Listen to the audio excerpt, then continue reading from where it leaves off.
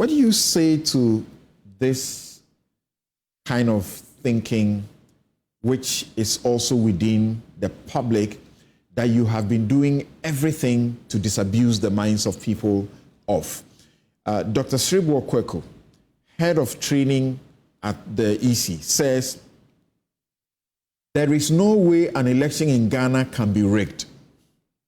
It can only happen with the full cooperation of all stakeholders, including the EC and party agents. At every stage of the process, there are checks and balances, and it is impossible to manipulate results without everyone involved being compromised. So there can be rigging, except that you need everyone involved to be compromised. That is what is impossible to do, right? Yes. I wouldn't, probably I will still add to what Dr. Sribu Okweko has said, but coming back to what Mr. Stalin, we know, as you said, he has a lot of history. But let's be very, very clear and objective about the system we are practicing in Ghana. No, in Ghana, at the polling station, for example, in this election on December 7th, we are using 40,648 polling stations. We know the MPP and the NDC, they are contesting the parliamentary elections in all the 276 constituencies. So the MPP is going to have 40,648 agents for their parliamentary candidates at all the polling stations.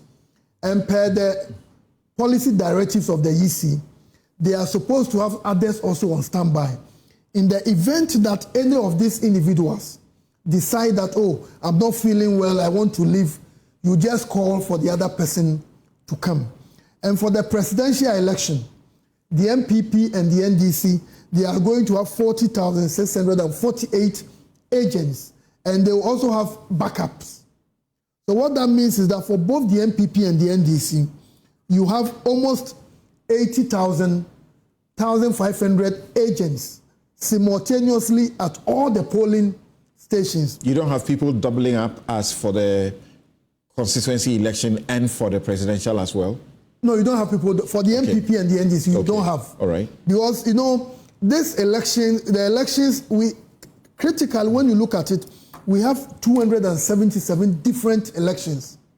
One presidential and 277. And you know, Ayawaso Central, those on the ballot for the parliamentary, they will not be on the ballot for the parliamentary in Adenta. So different elections. So, you know, at the parliamentary level, although you belong to a party, you are also thinking about your interest. So the parliamentary candidates also have their agents. So what the Electoral Commission has always been touting is that when you have these agents, two at a time, NDC parliamentary, NDC presidential, at the same polling station, two at a time, and you have trained them very well. We don't see how somebody should be able to influence these two individuals who you have trained as a party. Who are opponents. Who are opponents. How do you allow others to convince them? So, and as a political party, you have had almost about 3 years, 4 years to be able to put these people together. Even beyond that, in this election, 2024, I think this is going to be the election where we are going to witness the largest number of observer groups. And now we are hinching towards almost 20,000. So literally, we are talking about one observer per two polling stations. Do you count the over 4,000 journalists as part of the observer groups? All of them are part. Okay. All of them are people we've accredited to go out there. And I know per the work you do as a journalist, if you go there and you suspect certain things going on, at times when they don't even suspect, they talk about it, let alone suspect it. So we think that the structures are such that, as Dr. Kweku said, if you really want to rig. So it's the reason why I disagree with what Mr. Stalin said. Because when you look at our voting, after the close, the counting is done in the full glare of the public. And you know, yesterday we had a press conference and the chairperson said, elections are won. No, when we had the peace pact, that's 3 days ago, she made it very clear that elections, we've always known that elections are won at the polling stations, and that has not changed. The basis of the declaration of the winner of the parliamentary election is from the polling station. The basis of the declaration of the winner of the presidential election is at the polling station. So because the counting is done in the full glare of the public, whatever is counted there, that forms the basis. So we want to encourage Ghanaians that go out there and exercise the franchise. Because what you are going to vote for, or the person you are going to vote for, on the basis of that, that person would either be declared the winner or not the winner of the election. At the Constituency Coalition Center, it's just a matter of amalgamation. We are putting the figures together. But in reality, what takes place at the polling station is the basis of the declarations for the parliamentary and the presidential. At this occasion to have the presidential pact, we also had the British High Commissioner making a statement. I don't know what you think about what she says. And I quoted her. She says, the signing of the pact, of the peace pact, is an important and welcome step in the electoral process, signaling the party's commitment to a stable transition. Like the Ghanaian people, the UK wants to see this country continue to flourish as a stable and successful example of democracy in the region and beyond. Unfortunately, my colleagues and I are frequently told by a range of people that they fear Ghana's 2024 elections will be less peaceful than previous elections. An election that's not peaceful would be incredibly damaging for Ghana as well as dangerous. Is there no basis for these fears? No, I from where I sit and from the work we've done so far as Electoral Commission and from what we are seeing the parties do, campaigning, now when you turn on the TV, it's like the parties have taken over the television stations as well as the radio stations. So I will side with Excellency Madam Thompson's first statement. But I think for what others have told her, it's not something I will subscribe to. And I think that every time we have elections, you know, there are some people who tend to imagine certain things which have always not happened. I think as a country, we haven't so much matured in terms of democracy. However, we've done this for, this is the 9th time we are doing it. So I think that we are always getting better at it. So I believe that for those who are expressing some of these reservations, they should have confidence in the Ghanaian people that Ghanaians will go out there. I believe what Ghanaians want is that the process must be free. The process. Do you know how the people of Ho West, Ketu North, Keta, Ho Central, and Hohoi are thinking about what has just happened? That there is ballot shortfall, and you are now going to cater for it a week to the elections? Do you know how those who are affected by, or the generality of the public is thinking about this seal that has been broken in one of the, Eastern region. Yeah, in the Eastern region, in the ballot containment? I think, Mr. Yenene, one of the challenges in this country, we tend to exaggerate matters, which it's like literally at times people can just say, oh, I've seen something doing, when in fact, that's the complete opposite. What happened in the Volta region? It's not unprecedented in the balance in the work of the commission. In this election, we've had almost about 7 or 8 regions that have shortfalls. In all these instances, the first time we wrote to the parties was on 22nd November. I think we had a shortage in Greater Accra, in the Western North, in the Upper West.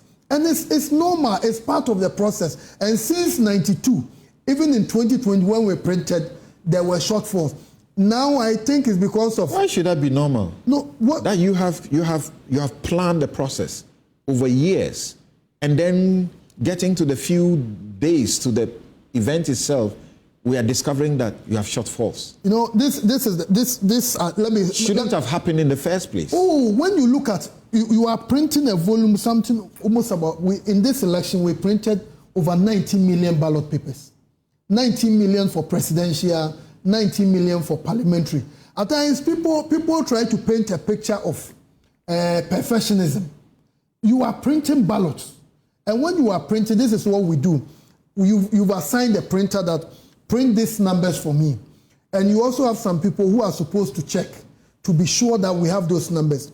And as an institution, the structures we have put in place are such that we have multiple layers of checking. The idea is that about 4 layers.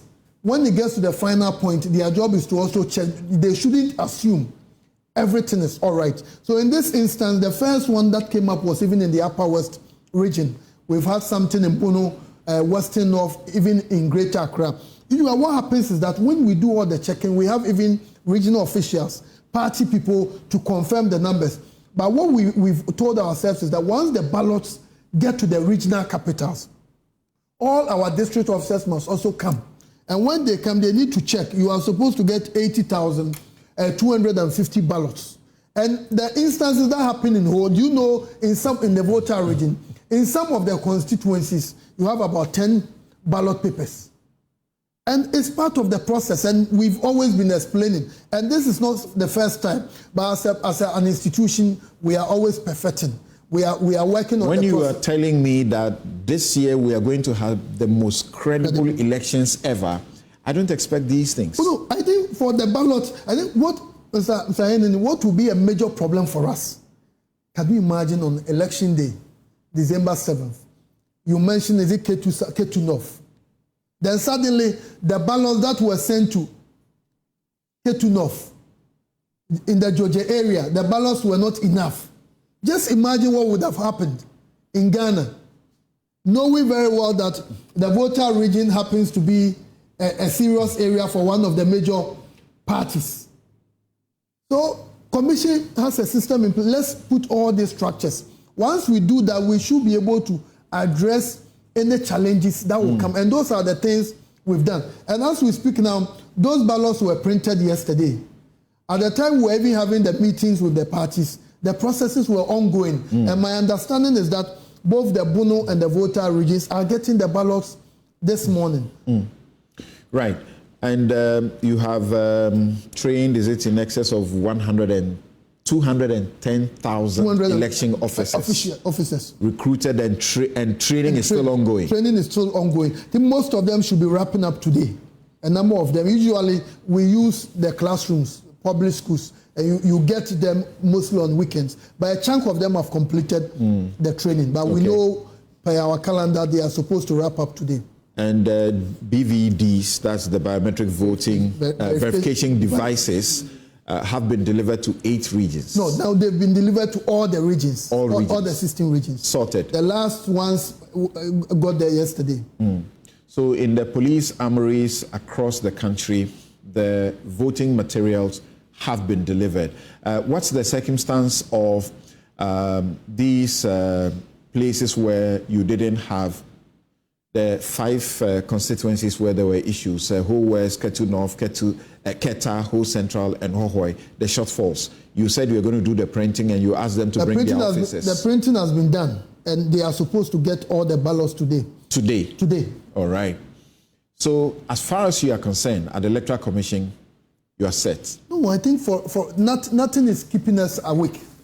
There is nothing keeping us awake. Okay. The reason is that all the things we have to do, we have done them, and we are continuing checking. But I think it's commendable that over 19, almost now, when you put them together, almost 38 million ballots. And we are only hearing that from the Electoral Commission that now almost all the constituencies, they have everything intact. They have their biometric devices, which very soon, because we have the special voting, the items will move to the district. Special voting on Monday. On Monday from 7 a.m. to 5 p.m. And the same protocols that will apply on December 7th, they are applying on December 2nd. And we have all these materials. We are moving them to the district police armories. Then depending on the nature of the constituency, in some of them, the distribution of the ballots and the other materials will begin 3 days to the elections. A place like the Front Plains, you can't do it 24 hours. You need some extra time.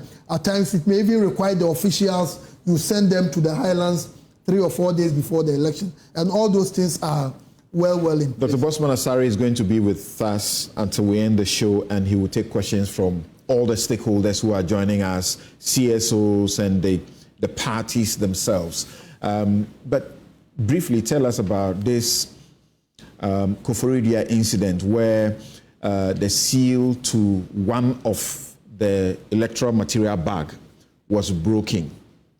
What happened, and how has that been resolved? The police says it's been resolved. No, what happened was that, when we send the ballots to the regional police armories and get some few days to the elections, we transport them to the districts.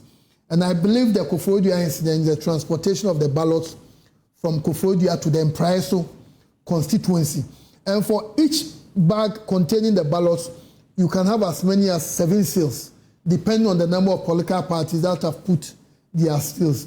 And in this instance, about 2 of the bags, they had their seals broken, but others were still intact.